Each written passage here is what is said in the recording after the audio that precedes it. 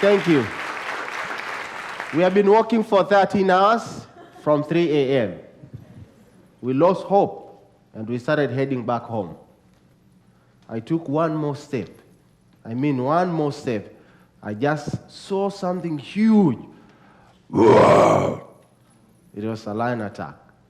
I had another warrior say, it was too late for me to look on the side.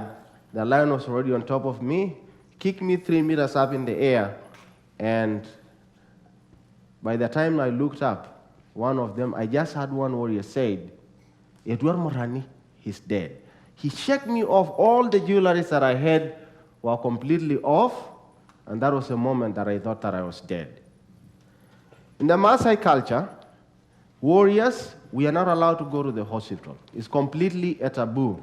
When you go, it's like you're an odd out in the society. They tried all what they can to treat me in the village. They tried all the natural medicine they could treat me with. And my left leg kept on swelling and swelling and swelling. The elders, which are very strong backbone in our society, they decided to make a decision that if the modern medicine, if the hospital is the last solution for him to survive, let's make a conclusion and take him to the hospital. 3 days we walked to this modern, nice hospital, whereby all the people who worked in this hospital, they were non-Maasai. They looked at my leg and they said, we have never seen a case like this. The leg was completely numbed, and they had to call a volunteer doctor, which I heard or I learned later, he was from Britain. He came and looked at my leg and he said, wow, this looks interesting. It's beyond repair.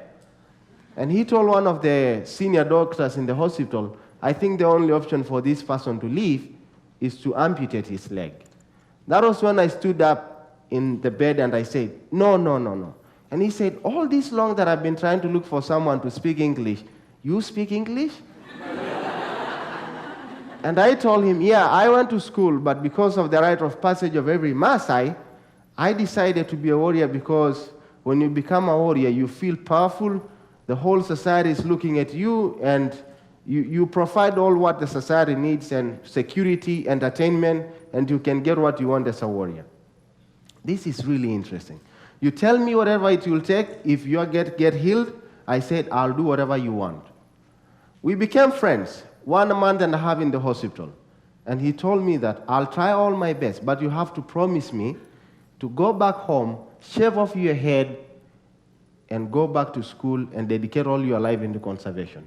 In our culture, when you shave your head, it's a big deal, because when you leave culture and go to education, it's like living in two worlds. And everybody was saying, what? All my age mates were saying, this is not right.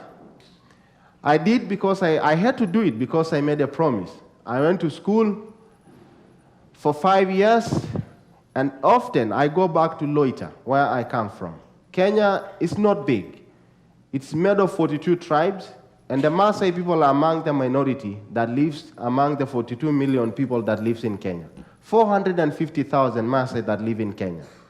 I go every time, and I was lucky. I got married to the most beautiful wife in the world, as you can see. She's beautiful. And we were blessed. We had children. I got a job in one of the most luxurious camps, I will say, in the world, Sanctuary Olonana, as a guide. What does it mean as a guide? My life went back into conservation. I meet so many people all over the world. In 2004, I drove my Land Cruiser to pick a client, and I was so honored that it was Bill Gates that everybody knows all over the world. We were blessed with 4 children. And I go back to the village, and my children were growing. And my wife one day told me that, you know what? Our children are growing, and they need to go to school. I told her, I will sleep and I'll give you an answer tomorrow. I did not even sleep, trying to think a way that I can convince my wife that our children will get educated. The nearest school to my village is 60 kilometers. There are only 2 options. For us never to educate our children, or for us to move away from my culture and my people and educate our children in a town. And I said, this is not right. My children will grow not knowing their grandparents, their cousins, their aunts. I have to find a solution. I went back to work. I spoke to a lot of government politicians. I went to many offices all over Kenya. And I said, I have an idea, and nobody is going to stop me from using this idea. I have a career. I have a job that I meet people all over the world. I'll speak to the world, and I'll change my community. In 2009, we built a school through an organization called Under the Acacia. And when we built this school, a teeny classroom, we had an opportunity to be able to accommodate only 40 kids in that school. That moment, I said, oh my God, I was so nervous. I did not know that anybody can send kids into this school. We started the registration of the children's, and by midday, we had 118 kids that turned up to come to the school. I smiled in my heart. And I said, when I stood in front of all the elders, I said, this is the beginning of something good to my community. I worked so hard because, as you know, that Kenya have gone through a lot of challenges, constitutional.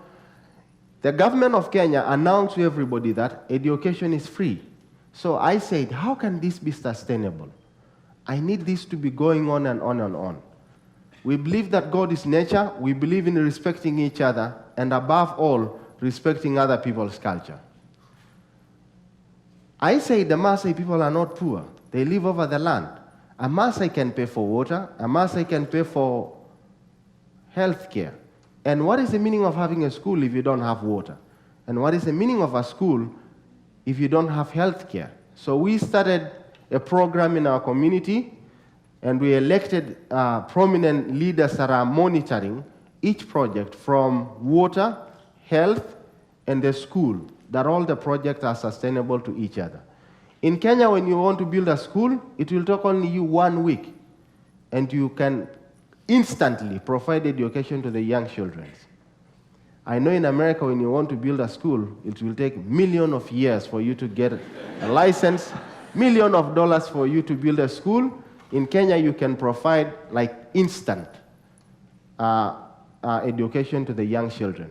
I also encourage what we call women empowerment, because in our culture, there are a lot of things that, like lion hunting, female circumcision, or cattle raiding, that the Western world or other cultures, they look at the Maasai and they say that these are not right. I believe that. But for my culture to move forward, they have to change other ways of life.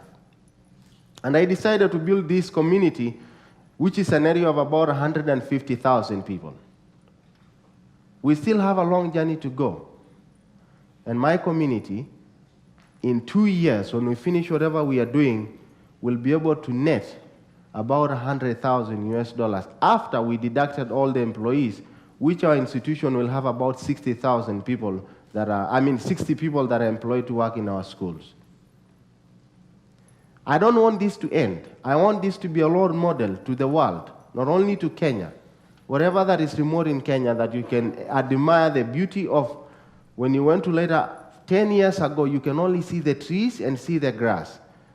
I want it to be a role model that we can use to other communities. And above all, I want this to be a memorable moment that everybody who comes from a remote area should know that every human being, wherever you are in the world, you have the voice to talk to the world, and the world can change the community that you come from. And that moment, when the lion nearly killed me, I look back now, and I see that it was just a beginning of a new life. Thank you very much.